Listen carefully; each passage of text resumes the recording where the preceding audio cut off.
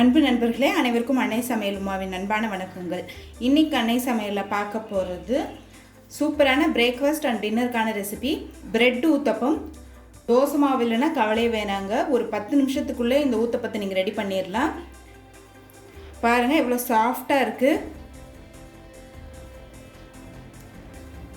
வாங்க பிரெட் ஊத்தப்பம் எப்படி செய்கிறதுன்னு பார்க்கலாம். முதல்ல பிரெட்டோட ஓரத்தெல்லாம் எடுத்துடலாங்க. இப்போ பிரெட் எல்லாத்தையும் மிக்சியில் போட்டுக்கலாங்க. நான் ஒரு 10 பிரெட் போட்டுக்கிறேன். இது ரொம்ப சின்னதாக இருக்குது, பெருசாக இருந்ததுன்னா ஒரு 6 கூட போட்டுக்கோங்க போதும். இப்போ இது எல்லாத்தையும் மிக்சியில் தண்ணி சேர்க்காமல் அரைச்சிக்கலாம்.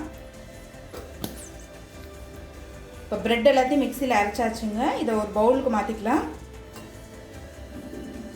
2 டேபிள் ஸ்பூன் ரவை,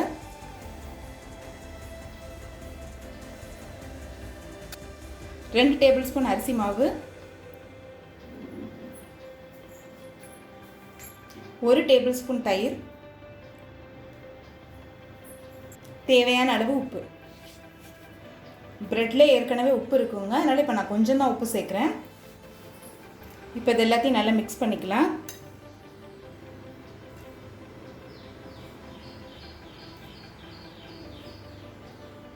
இப்போ 1 கப் அளவுக்கு தண்ணி சேர்த்துக்கலாங்க.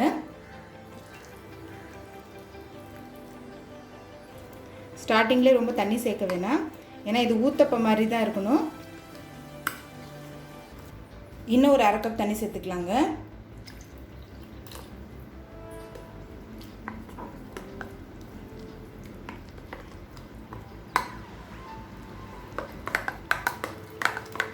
இது ஒரு 5 நிமிஷம் அப்படியே வச்சிடலாங்க. 1/2 டீஸ்பூன் சீரகம், 1/2 டீஸ்பூன் மிளகாய்த்தூள்,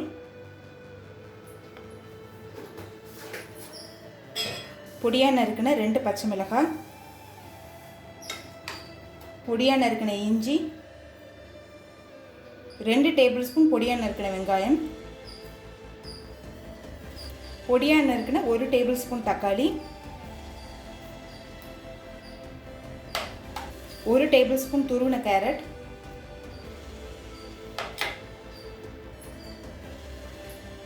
கொஞ்சம் கேப்சிகம், பொடியாக நறுக்கின கருவேப்பிலை, கொத்தமல்லி.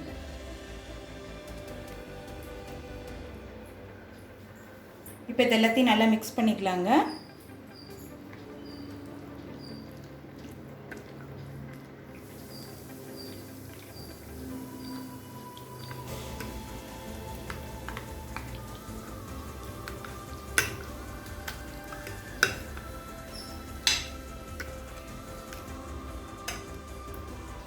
இது எல்லாத்தையும் நல்லா மிக்ஸ் பண்ணியாச்சு. நம்ம ஊத்தப்பம் ஊற்ற ஆரம்பிச்சிடலாம். இந்த தோசைக்கல் சூடாகிடுச்சு, நம்ம ஊத்தப்பம் ஊற்ற ஆரம்பிச்சிடலாம்.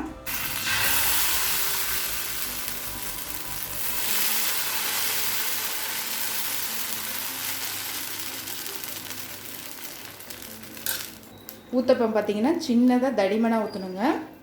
எண்ணெய் ஊத்தப்பம் ஒரு சைடு வெந்துருச்சு, திருப்பி போட்டுக்கலாம்.